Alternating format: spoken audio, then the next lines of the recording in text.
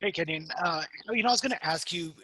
I talked to a lot of football players that go, travel way across the country to play football, and here you are, baseball player playing so close to home. How's it been committing to a school and playing for a school so close to where you grew up? I mean, it's been amazing. Um, being from the state, growing up a Duck fan, um, grew up with these colors, and it's been something special to me, something special to my family. I mean, my whole family's been Duck fans. Then once the team came back, um, it's it was an easy transition to be straight baseball Duck fan. Um, when I first got recruited here, it was pretty much an easy decision for me. I'm very close with my family, and I wanted to stay close. Want to stay close to home so they can come watch games. I mean, it's only hour and a half, 2 hours to get home, so it's pretty easy for everyone in my family to come down and watch. I'm pretty sure they've made every home game that I've played in my college career. So it's been amazing. It's been really special. Next one from Joseph Hill with the Daily Emerald. Hey Kenyon, you swung a great bat last year, but only made a couple pitching appearances. Do you envision yourself doing sort of a two-way thing once the season starts, or focusing on one or the other, or is that still kind of up in the air right My goal is to be back to where I was before my injury. It's been going well. Doctor said, it would take about a year to get back to normal, and velocity is starting to pick back up. Worked on a lot of strength. Still doing the hitting, and my goal is to go out there and be the best two-way player in the country, and so that's what I want to do. Next question, James Carpio, the Oregonian. First, Kenyon, how is the shoulder, and just what are you up to in terms of stamina or pitch speed at the moment? Where do things stand with the shoulder? Everything's going well. I mean, that was my big key over quarantine, was to get my shoulder and my back as strong as possible, back to kind of where they were at.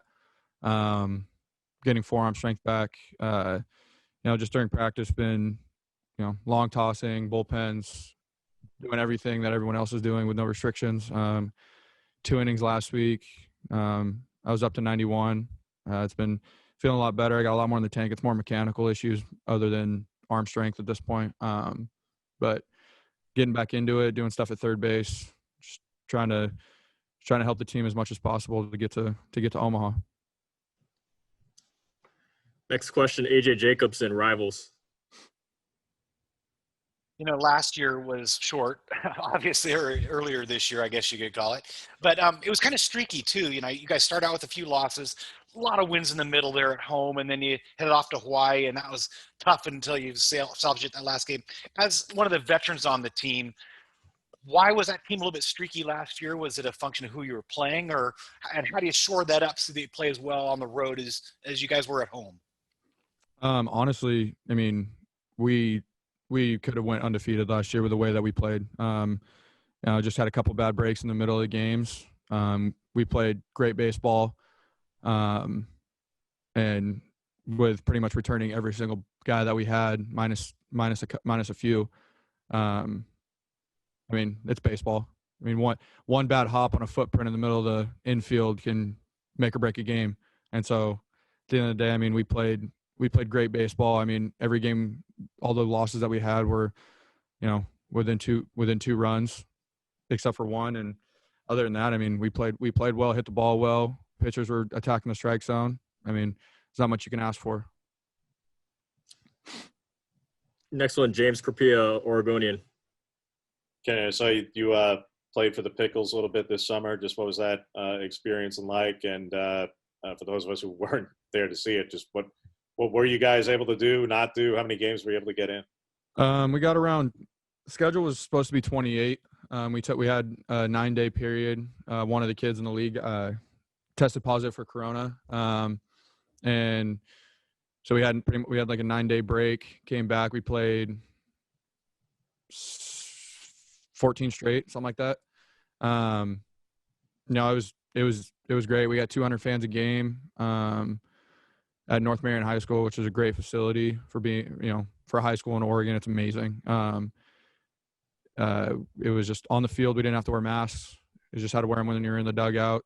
And it was pretty much back to normal. I mean, everything. I mean, you had Pickles fans. I mean, they're diehard fans.